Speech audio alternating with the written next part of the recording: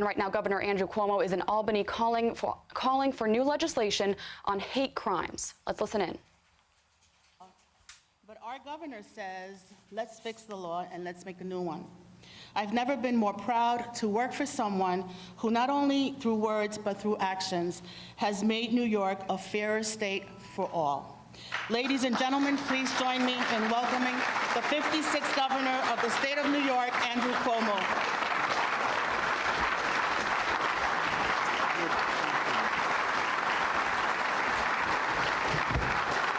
Thank you very much.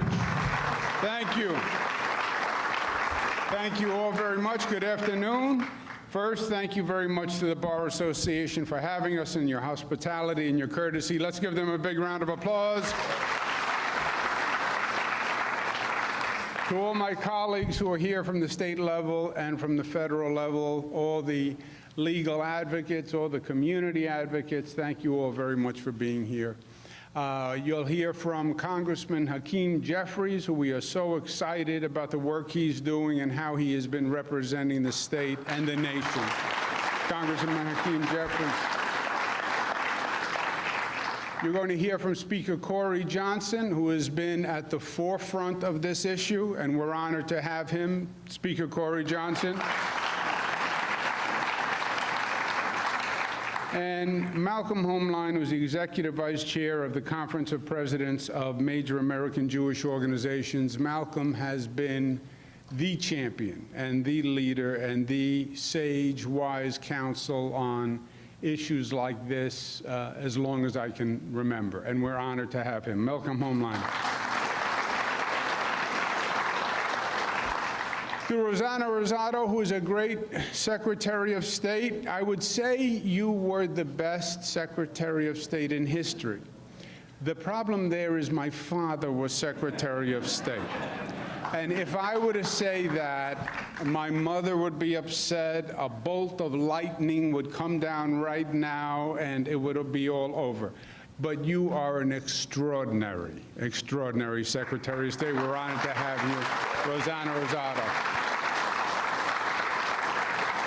And let me thank you all for being here today. I know it's August, I know it's during vacation and during recess, and normally we're not working at this time, but these are no ordinary times. We are living a recurring American nightmare.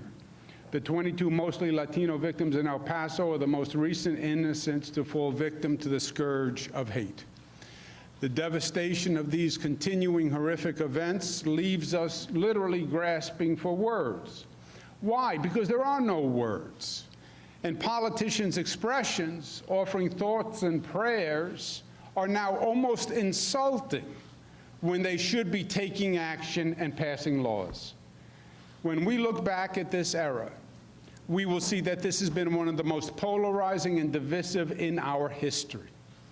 A society indelibly scarred by the toxic cocktail of guns and hate. Now, sadly, hate is nothing new in our country. Diversity is the American DNA, and differences can cause fear and hatred. And good Lord knows that our country bears the scars of that hatred. The Ku Klux Klan, the Tulsa race riot of 1921, killing hundreds of African Americans, the Texas massacre in 1918, when Texas Rangers summarily executed 15 Mexicans. But we thought that was part of our ugly yesterday, not our reality today, and not threatening our tomorrow. When Abraham Lincoln asked whether a nation so conceived and so dedicated can long endure, he was asking the fundamental, perpetual question that every generation of Americans must answer. And it was answered at Gettysburg, it was answered on the Edmund Pettus Bridge, it was answered on 9/11, and today the American people are calling us to answer that same question once more. The truth is, the flames of hatred have been stoked to a raging fire that threatens to burn down the American house that Lincoln envisioned. Ironically, today's hate does not discriminate. We have seen hateful acts against African Americans in Charleston, Jews in Pittsburgh, Muslims in New York, Latinos in El Paso, and the LGBTQ community in Orlando. The hate is targeted to others, other religions, other orientations, other races, other creeds. Except this is America. We are all others. We are a nation of others. But our problem is not hate alone. Hate alone can pick up a rock, it can pick up a club, it can shatter a life. But we are facing the lethal combination of hate and guns. Now, the president said after El Paso that mental illness pulls the trigger. First of all, this president says a lot of things. But the president knows the obvious truth. If there is no gun, there is no trigger. If there is no gun, there is no trigger.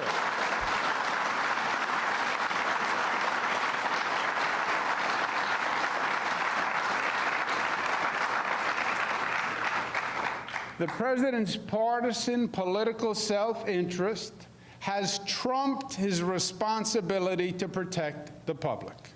His government has failed the American people. When I was in Israel 3 weeks ago, I visited Yad Vashem again. And there was a quote that is all too relevant today. A country is not just what it does, it is also what it tolerates. We must have no tolerance for this rampage of hateful violence.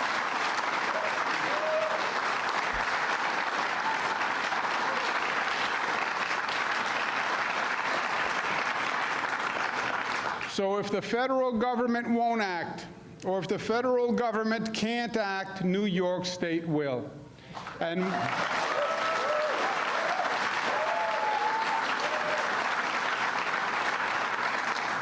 we must begin by recognizing the crisis for what it is, because you will never solve a problem in life that you are unwilling to admit.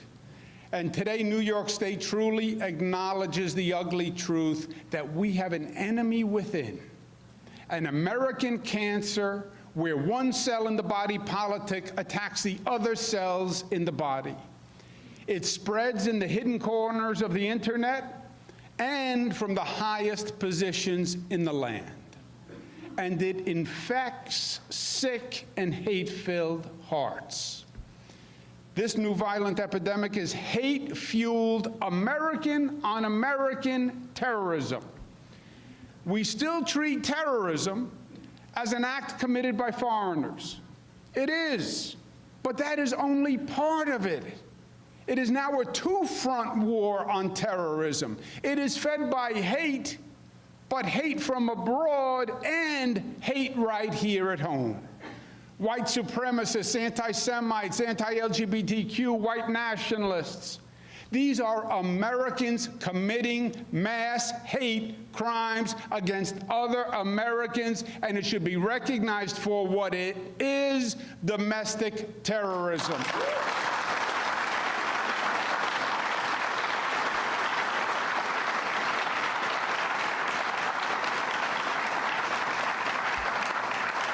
These are American citizens who are radicalized, not by a foreign ideology, but rather radicalized by hate for other Americans. But that is still terrorism. Today, our people are 3 times more likely to suffer a terrorist attack launched by an American than one launched by a foreigner. Now, this is not just repulsive, it's not just immoral, it's not just anti-American, it is illegal. And we must confront it by enacting a new law to fit the crime. And that's why today I propose that New York State pass a national precedent, a hate crimes domestic terrorism act for any person who kills in a mass attack on the basis of race, religion, creed, or sexual orientation.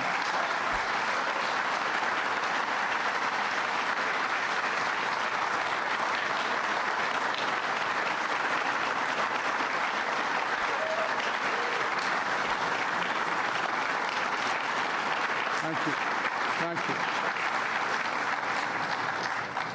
The penalty should be the same as it is for other terrorism crimes, up to life without parole, because these are hate crimes on steroids. They are mass hate crimes, and they are terrorism. And the punishment should fit the crime, period, and in the state of New York, it will.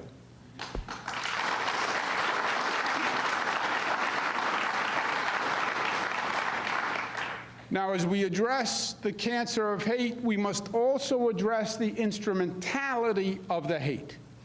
And that is the syringe that injects the cancer into the American body. And that is guns. Guns in the wrong hands, and guns that are extraordinarily dangerous. Now, the federal government is not impotent on this issue. It is politically paralyzed. The federal government can and has tackled this issue before. In 1934, to combat gangsterism, President Franklin Delano Roosevelt passed legislation to regulate machine guns and sawed-off shotguns. In 1968, in the wake of the assassinations of Robert Kennedy and Martin Luther King, the federal government passed legislation banning mail-order gun sales. And in 1994, the Clinton administration enacted a 10-year ban on assault weapons, and it instituted the first system for background checks. So we know the federal government can do it when you have the political will. And here in New York, we saw what was going to happen. We saw the violent future in the bloodshed of the Sandy Hook massacre. That was 6 years ago. And we acted. We passed the SAFE Act, the same law that the nation still needs to pass today.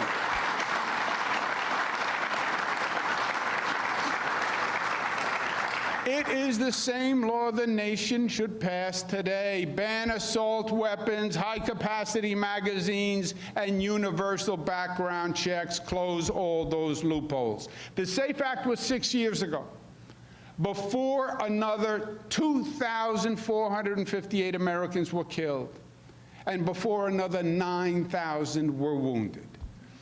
Now, passing the SAFE Act wasn't easy. It was hard, but it was right.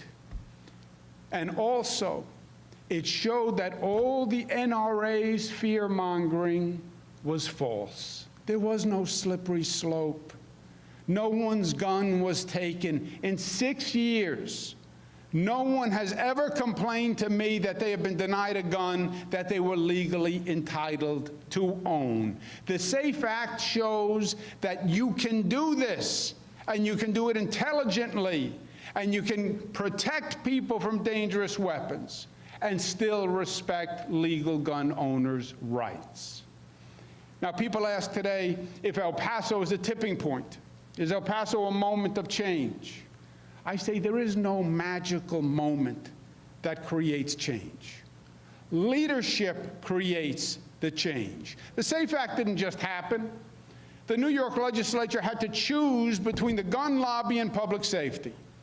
And they had to do it in the aftermath of a horrendous tragedy. And it was a tough vote.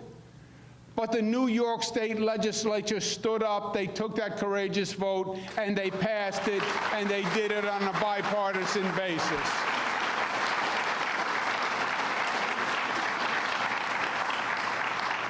Washington Democrats must show today that they have the leadership to bring change to the country.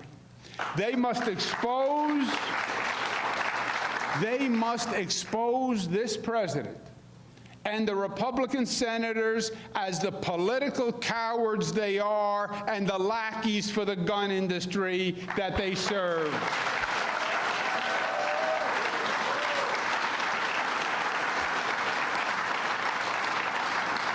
This is no time for Democratic division or for legislative baby steps.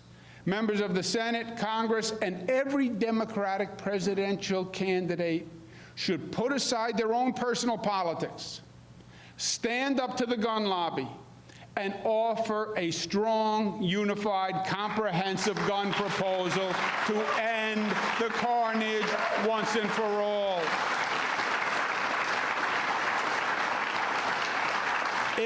It's the Democrats who must expose the president's failure of leadership and political pandering by now providing a clear alternative, and then in turn give the American people a real choice.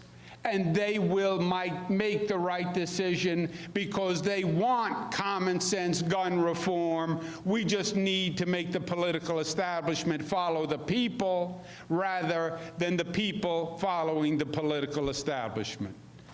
Now,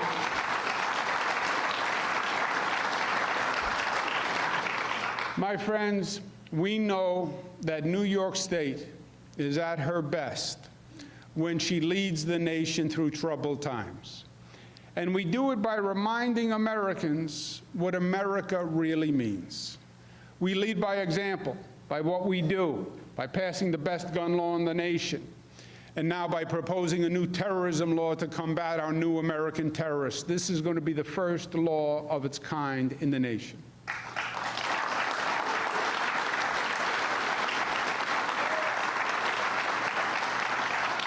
We also lead by the way we live. 19 million New Yorkers from countries all across the globe, different languages, races, religions, cultures, sexual orientations, all forging one community, one people, standing together, believing that when you attack one of us, you attack all of us. That is New York. That is New York, the sense that we are one community, we are one people, we come from different places, but when you come here, you are part of the family of New York, the family of America. And there is an interconnection, and there is an interrelation, and there's a cord that connects you to you, to you, to you, and you can't see that cord, but it weaves an invisible web and a fabric, and we're all part of that fabric. And in that fabric, when one of us is raised, we're all raised. And when one of us is lowered, we are all lowered. That is the American ideal. That's the New York reality. That's what community means. All for one, one for all. That's the only way we make it.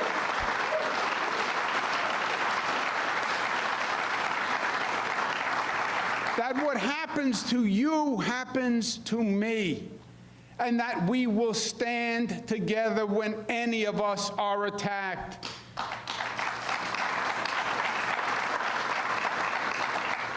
That when the Orthodox Jewish men were attacked in Brooklyn this week, we were all attacked. We believe that when the swastikas were painted on the walls in Ulster County, we were all attacked.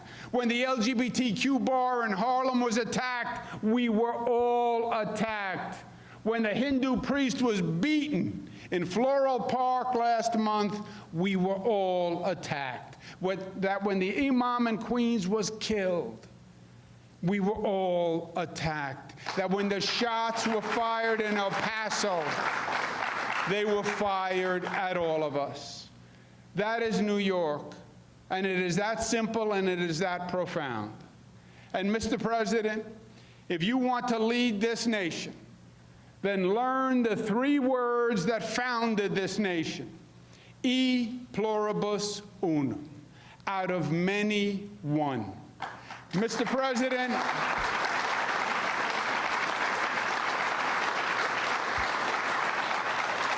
Mr. President, stop dividing, start unifying, save American lives, and New York State will lead the way. Thank you, and God bless you. Ladies and gentlemen, please welcome Congressman Hakeem Jeffries.